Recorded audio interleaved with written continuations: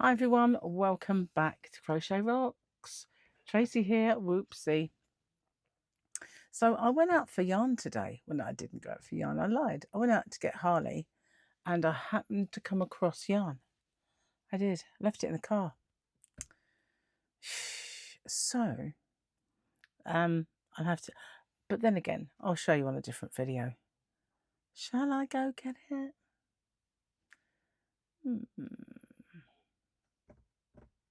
No, the reason being, I want the shopping video to go first. So that's kind of sorted that out.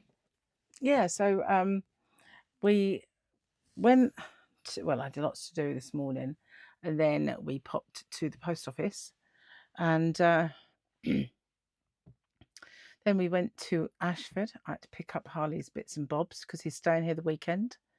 Paul and Victoria are in Gran Canaria, and so I got his stuff, and then I went to get him, and then we went and had food, and then we come back and they called him, and yeah, so that was all good, and I'm gonna call him a lot, so that's nice. He's having a good time though. He kind of, I can't say that you don't miss him, he does, but you know, he's getting on with life, you know, like kids, resilient kids. Anyway, got some really sad news yesterday. My son's best friend passed away. Not the one that's in Gran Canaria, the other one that, you know, the musicy one. He had a best friend whose name was Paul, which is his brother's name, but Paul has been there ever since he was first out doing gigs. In fact, it was probably when he was promoting gigs. Michael's had a bit of a rich life, and at the age of, well, he was still at school, he was being a rock promoter. Yeah, we used to put these gigs on. It was quite cool, really, because I would be involved, and I was treasurer. Yeah, it was good fun. Everybody loved him, and he would have several bands on, and quite well popular. Anyway, then he started his own bands and stuff, and he was always there, and he was a very genuine, really nice guy. Been friends ever since, and been through lots together. So it's obviously hit my son very, very hard. And you might see bits and pieces. If you're friends with me on Facebook, you might see those pop up on my wall if I'm tagged in them and stuff. It's so sad, you know, it really is. But he passed away sitting laughing in the tent at Download Festival, which was doing the things he loves. So with his daughter as well. So I've got a cup of tea. It's a big one and it's hot. So I've got one of my new electrolyte drinks. This looks vile, but it's actually really nice, this one.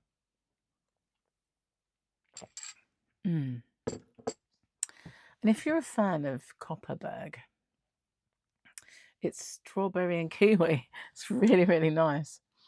Yeah, there is a berries one, but it is very sour. They're all kind of sour. They've got that refreshing kind of sourness, though.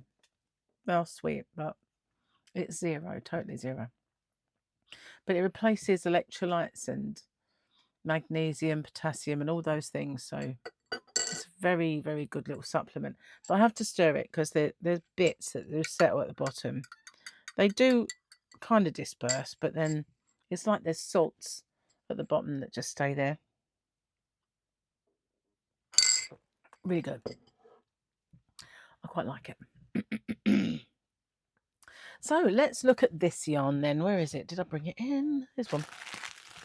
So don't fall down. We're booking there. We'll look at this one. Now I do have a multitude of Picasso in my stash. An absolute multitude. I don't have any dark Picasso left in my stash. I put whatever I had in the shop, and even my own stash went in there, that, you know, the portion that I kept for myself. And I've got a little bit of the lighter one, but then that's all. And then I've got tons of this Ooh, so summery, isn't it? It is just the colours of summer all rolled into one. And today we've got a bit of summer. We've got some sun and it's warm. It wasn't like that to start with, but it is now. I'm hoping that the weather forecast is a bit wrong and that we won't, when we're away, we won't get rain. But it is forecast, sadly. So this is Ice Yarn Picasso in rainbow. It's really the rainbow colours, but it's got a little more orange in it than the other one had. See, there's an orangey colour. It's more golden, whereas the other one didn't really have that. And it's got quite a lot of pinks. It's very, very nice. And the shine is something else. But it is really nice colours. I want to make something summery with this. I have a lot of it. I've got a ton of it in my shop, but I've also got a ton of it in my own stash. So I need a lot. So let's see. We've got 44% acrylic and 56 polyester. So no wool in this. 50 grams is 115 meters. 5 milli crochet hook because it's Aran. Now I've used a 4.5 and a 5 and it's fine. So it is a nice size. It does have a bit of a fluff. I'll put it against the black of my top. You can see there is a little bit of fluff to it because that's the vibe really. That's how it's kind of made. It's like a chainy yarn with this kind of fluff on it. Fluff. But it is very lovely. I really like it. I've made a lot of things with Picasso now. Picasso. And in my shop, I put all of the when I got the new colours in, there was one that was just called Purple Shades, and it was all different purples running into one. Very, very nice. Very kind of, I won't say ombre. What's the word I'm looking for? Marbled. It's very marbled, and it's really nice. I've got that in there. And then there's the blues with the, it's kind of like a shimmery turquoise. Getting attacked by it. And a little bit of silver. And then I've got pink, which is more of just very bright pink. And then I've got a lilac, which has, they have other colours in them. So the lilac has got a little bit of pink. The pink has a little of the lilac, but I think darker than the other one. So yeah, they're very nice. I love Picasso. All of the colours. I did have a blue one many years ago. Sorry, did you see a light go off? It's my computer went into sort of sleep mode. I did have one before I had a shop, before I even had a channel. I had a pack of blue. It was lovely blue. I have no idea where it is. Probably in the yarn van in my stash, I reckon, because that's kind of where it's at. So I ordered something today from eBay, and I said, pay for it and everything, and I said, can you send it when I get back? So I don't really want to the risk of you know, not being here when it arrives. And I said, oh, just give me a shout when you want me to send it. So I shall. So yeah, these come in a pack of 8, which is an unusual number for a yarn. They either normally come, well, usually 99.9% of the time, you'll find they come in packs of 10. But in King Cole, when they send me packs of yarn, it's 12 because they're old school and they still go back when we had dozens of this and dozens of that. So they're really old. They're still imperial, but most places it's 10, but not here. But with Ice Yarn, it is 8. There's always 8 in a pack, and they're 50 grams. So when you get the 100 grams, they're usually 4 in a pack. You know, maths and that. But there they do. They always seem to do that. Pack of 4, which is something completely different to a pack of 3. Did I say that? Dirtbag. Dirty bird. Okay, brownie points. Brownie points time. Who knows what movie that comes from? You dirty bird. You dirty bird. My necklace I had on yesterday. It's got a magnetic clasp, and boy, does it like to stick to everything. Everything. Doesn't matter what it is. There it is. So yeah. Anyway, where was we?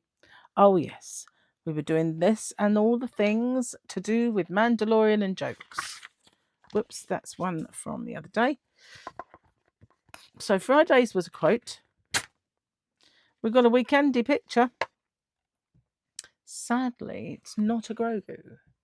It's a ship in the snowy kind of mountainous region of somewhere. So I filmed a bit of shopping today in Hobbycraft. And as I was filming it, I was aware of my commentary being different to the way it normally is. And I know why. It's because I was a bit nervous of so many members of staff listening and earwigging in.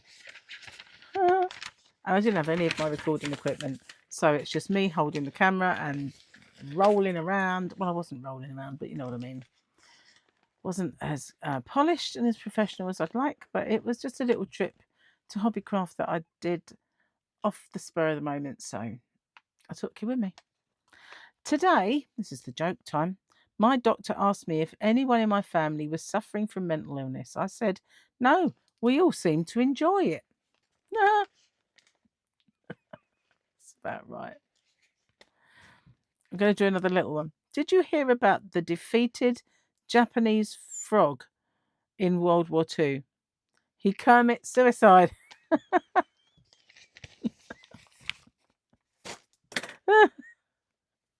He commits suicide. Cool. I like it. So yeah, I've got little Harley out there doing his best to play on his tablet right now, because when I picked him up, usually he'd have it in the car, but I thought, let's see if he can engage me in some conversation and look out the window at stuff. So we did, and then we went into Morrison's, and he was looking forward to getting his tablet back by this time. And so when we were shopping around, he managed to find this squishy little capybara. You know, that squishy stuff, like jelly. Looks like the jelly. Looks like I can eat it, but you can't. And he saw it and he was like, oh. So I said, okay, we'll get you that. It's only £2.50 little squishy thing. So then he said, I won't have my tablet in the car. I'll play with my Cappy. So he didn't even have it then. Well, this is a result. You know, it is really, isn't it? When you can kind of encourage a kid off their tablet. It's got to be good. Whew, yes, I've been really warm. I've put the air conditioning on, not such a freezy setting, but kind of cool. Now, I haven't worn this for ages, but it's a what you might call a no scale victory. So I don't know if I'd have had a scale victory if I actually stood on it, because I didn't. So I don't know. But I put this on and it fitted me where it used to be too tight. So that's a non-scale victory. I could have had a scale victory. I just don't know. Maybe, maybe not. But I got this for Vegas. So that's how long ago I wore it. We went in, what month was it? I ought to know because I've just been filling out loads of forms about it. Wasn't it June? Well, it was 2024 anyway. It was September. How could I forget? I know. We know what reminded me. You know what reminded me that it was September? Because we were due to fly out on the 8th of September and they cancelled our flight and we flew out on September the 11th in a plane. I really didn't want to get in a plane on September the 11th. I just thought, oh God, one that was going to America. And I thought, oh God. But I thought, you know what? They wouldn't. As I sat on the plane, this is an awful thought to have had. But it just suddenly occurred to me that they're not going to hijack this plane. It wouldn't have enough fuel left in it, would it, by the time it got there? So what a terrible way of thinking. But it was my logic was saying, you're not going to be hijacked unless they're going to ram it here, you know, and why would they bother, you know? Why would they bother here, you know? I think there's plenty of reasons, I guess, but I just thought, well, you know, I had to clutch at some straws because, you know, I had to get on a flight and I'm not a good flyer. And it's not that I scream, shout, cry, or embarrass myself. I just don't want to get on. And the weirdest thing, on September the 8th, when we turned up with our bags, I was not nervous. I was quite willing to be happy, get on that plane. But that 3-day cancellation, by the time I got back to the airport, my knees were like jelly. I was a complete and utter basket case. And the only thing I can put that down to is that I'd had too long to think about it. Yeah. And you think, when they say it's cancelled due to technical reasons, you just think, why? What was the matter with that plane? It wasn't the plane. It's the fact they didn't have enough staff to fly them because they messed up. Anyway, I got in touch with British Airways Chatbot, who put me through to a customer service advisor the other day, about 3 days ago. And we talked about the fact that, you know, I've not heard anything. They keep requesting different files. I sent them all about 3 times. And I've now, whenever I ask for an update or when I ask for acknowledgement that they'd received them, they stonewall me.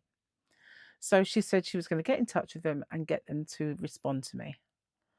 So whenever I send them a message with the case number that they say, they always straight away return by saying, we don't have a case for you.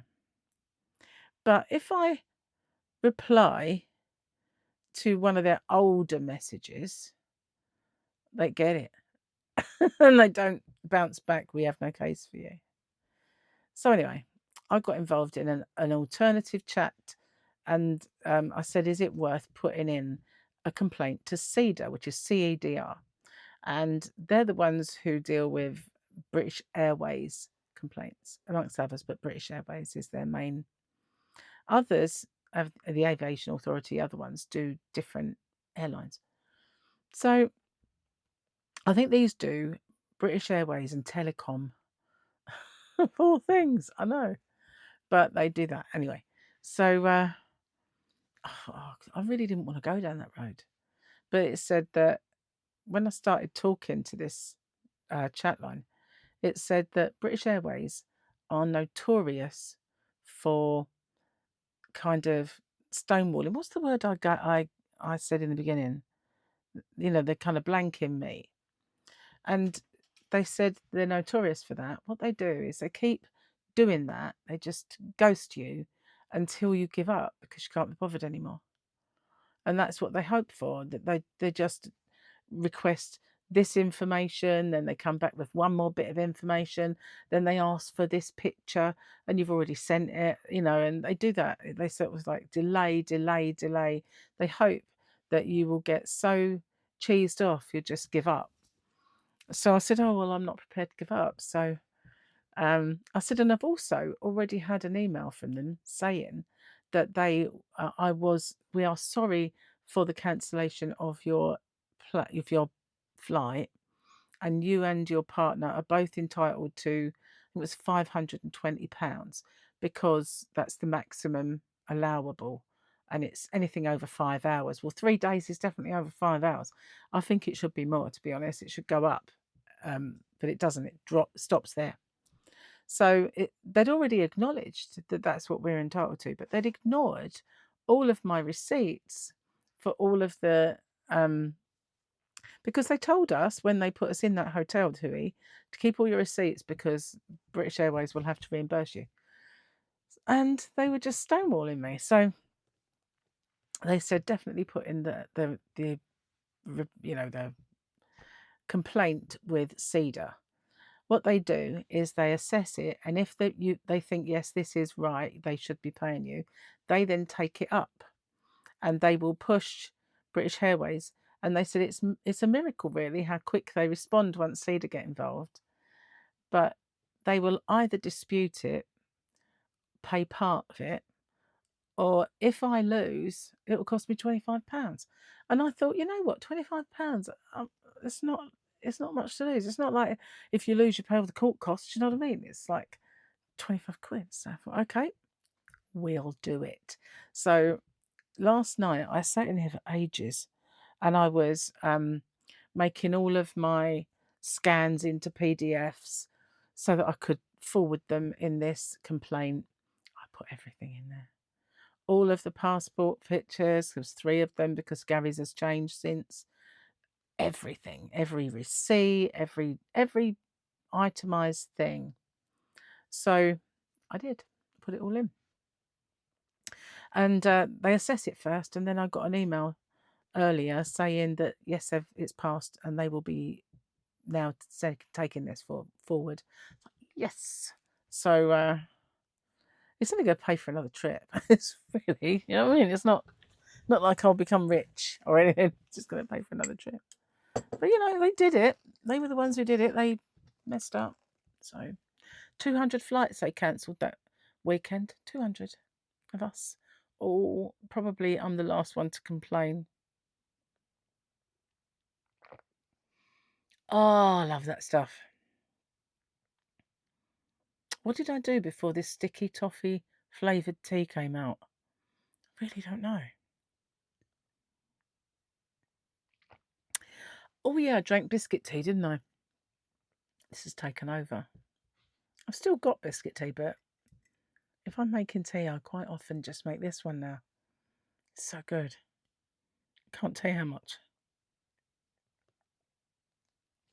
I love it. So that's what I was doing with my evening, and I got to bed quite late because of it. What a palaver. What a palaver. You think they're just, oh yeah, fair cop. But that's what they do. They think, oh, if we just stall her and stall her and stall her, she'll get bored and go away. She won't. Not this time. If it had been like I was delayed for an hour, oh no, it's got to be over 3 hours. That's what I think's wrong about it. Because if it's 3 hours, you get this much. If it gets 4 hours, you get that much. If it's over 5, it's this. What about if it's over 3 days? You know, I feel surely that's worse than 5 hours. Surely, you know, never mind. 3 days of our holiday was missing because of them, and 3 days of things that we planned that we'd never get back. I did put this in my letter to CEDA. You know, it's not just the fact that we ended up spending money in an airport hotel with nothing to do at all. There's nothing to do, nowhere to go. We could have got on trains or whatever and gone to London, but we spend the money then that we wanted to spend on holiday. So we didn't do it. And just waited and was bored. And we also had to pay for all of that food. It wasn't like they were settling the bill for us. We had to pay it as we went. So wasn't going to go away quietly, not this time. Cheers. I mean, there have been things couldn't be bothered to pursue. Like I did claim on my insurance company for it, and they said you need to go back to them and find out exactly what the problem was. Can't just say technical issues. That's your job, surely. Why can't you get on a phone and ask them what that was? Why does it have to be me? You know, you've got employees. Surely that's what they're for. They take the claim and then they do the investigations. Why should it be me? And I never pursued it. I should have done. Anyway, guys, it's all a racket insurance. You know, I hate the whole thing. I do. I hate all things to do with insurance. I think it is the most diabolical, awful thing that we have to have, and it's all stacked against you. The premiums are high, the excess you have to pay is high, and then the times I've had run-ins with them, because I had a kitchen flood once. I'll never forget this.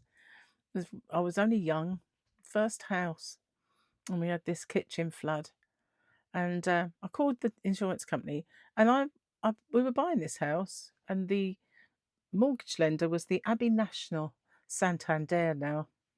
But the Abbey National recommended this insurance company to us, so we took it. And I called them up. They said, we're going to send someone round. So I wasn't any the wiser what a loss adjuster was.